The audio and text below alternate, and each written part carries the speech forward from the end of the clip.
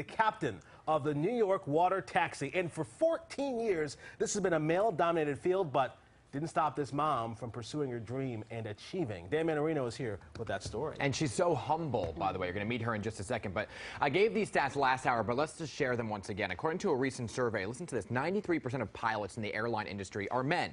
Here in New York, on board the New York water taxi, 100% of the captains of those ferries were men. Were being the past tense, as one Brooklyn woman changed the stats here. Security called taxi Sam Holmes backing away from Fulton Ferry Landing. My name is Juana Garcia. I'm a captain for New York water taxi.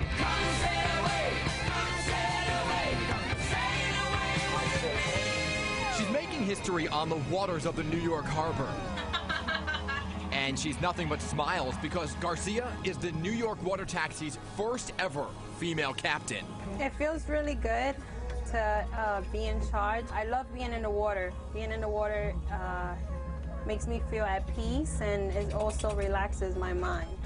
Any Dramamine in your back pocket? No, not at all. I've been here 7 years. It doesn't get me sick anymore. This born and raised Brooklyn mom of two has worked her way up over 8 years on the water taxi, from concession stand to deckhand, going to captain school when she was pregnant. Why do you think it took so long, 14 years, for a woman to become captain? It's hard. It's hard to become a captain as a female. You have to always,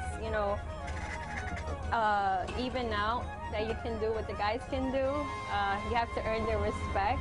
The 16 other captains of these boats, all men. Garcia breaking the barriers of the male-dominated marine industry. Men have their own pride, their own plans in life, and I feel that sometimes they feel, well, she's just a girl. Like, why would she want to get, why would she want to have such a big responsibility? It wasn't easy. At times, Garcia says she wanted to give up as she went to night school to learn how to operate the boat. Ironically, she thanks a man, her husband, for pushing her to keep going. Does this ever get old, driving by the Statue of Liberty? Not at all. I love to see people taking pictures. They always find selfies, peace signs. It's funny, like it's the same portrait, just different people. Right. Juana Garcia is the first female captain to be operating a New York water taxi vessel. Let's give her a round of applause, right? I'm hoping this is a positive thing for other females to see. What can be accomplished. What does that do for you? That makes me feel real good. Yeah. It does.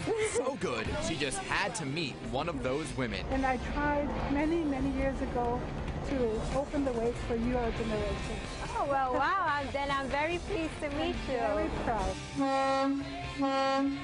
And this 149-passenger boat is good enough for now, but Garcia says she isn't stopping there. I'm hoping one day I'll try to Staten Island Ferry.